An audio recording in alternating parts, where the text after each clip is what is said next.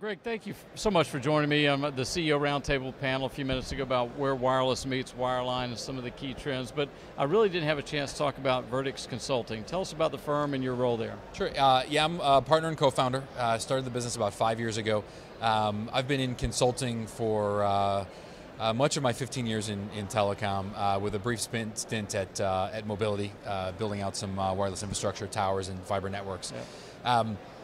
We are focused in telecom space, as I said, primarily wireless, but in recent years we've branched out a bit onto the cable side as well. We provide a pretty broad array of services, kind of similar to that of a Deloitte or a PwC, obviously on a much smaller scale. A number of our resources, myself included, and one of my partners, are former Deloitte consultants. So a management consultancy, typical advisory services, everything from supporting supply chain and finance on building business cases, going through the sourcing process for a large network build or equipment acquisition, or just general cost cutting, helping companies integrate assets after an acquisition, doing due diligence on small businesses or medium-sized businesses that are being acquired by private equity firms, for example. And then we do a good bit of operational consulting as well. So we've done some work domestically and internationally on large-scale wireless build-outs, 3G and 4G upgrades, in some cases helping to stand up that deployment program, sourcing the vendors, putting the program management and systems and tools in place. In other cases, coming in after the fact to clean up a mess.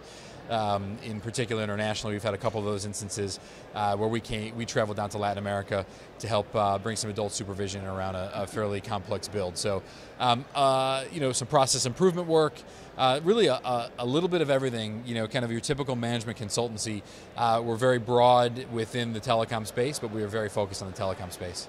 Now, one of the questions that came up in our panel, there were two interesting discussions around these head-ends or centralized co-locations, and the notion of carriers trying to virtualize elements at the same time, the drive to put content delivery at the edge and processing at the edge. I'd love to kind of hear your view on how these architectures are going to be shaped over the next couple of years. Sure, yeah, I mean there's a lot more questions than answers right now.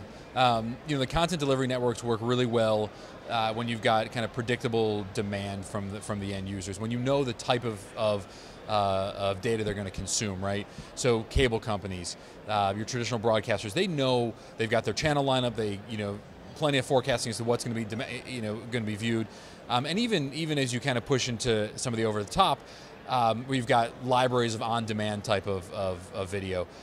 Those are fairly, I don't want to say easy, but they're easier because you have this kind of finite set of data or video that's going to be demanded, and you can push that out into the network.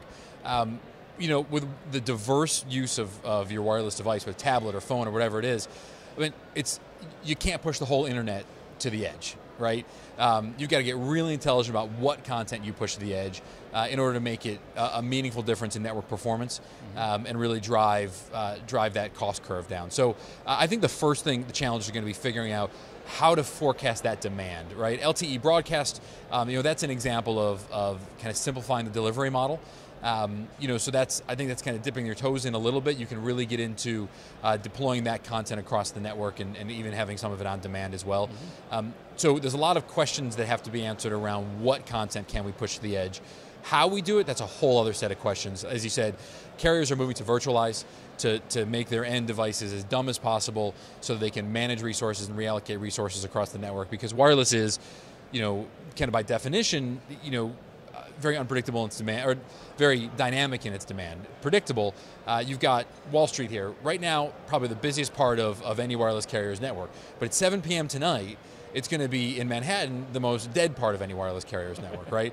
So being able to dynamically reallocate those resources is why carriers are pushing to virtualization, right? Okay. So you've kind of got, as you mentioned, you kind of got this conflict. What are we pushing to the edge versus pulling to the center of the network? I think there's a lot more questions than answers. I think how far that content gets pushed to the edge, maybe it is in these aggregation points that aren't quite at the very edge of the network, but are pulled back a little bit deeper, into these, one for lower Manhattan, or multiple for lower Manhattan, rather than right at the cell edge.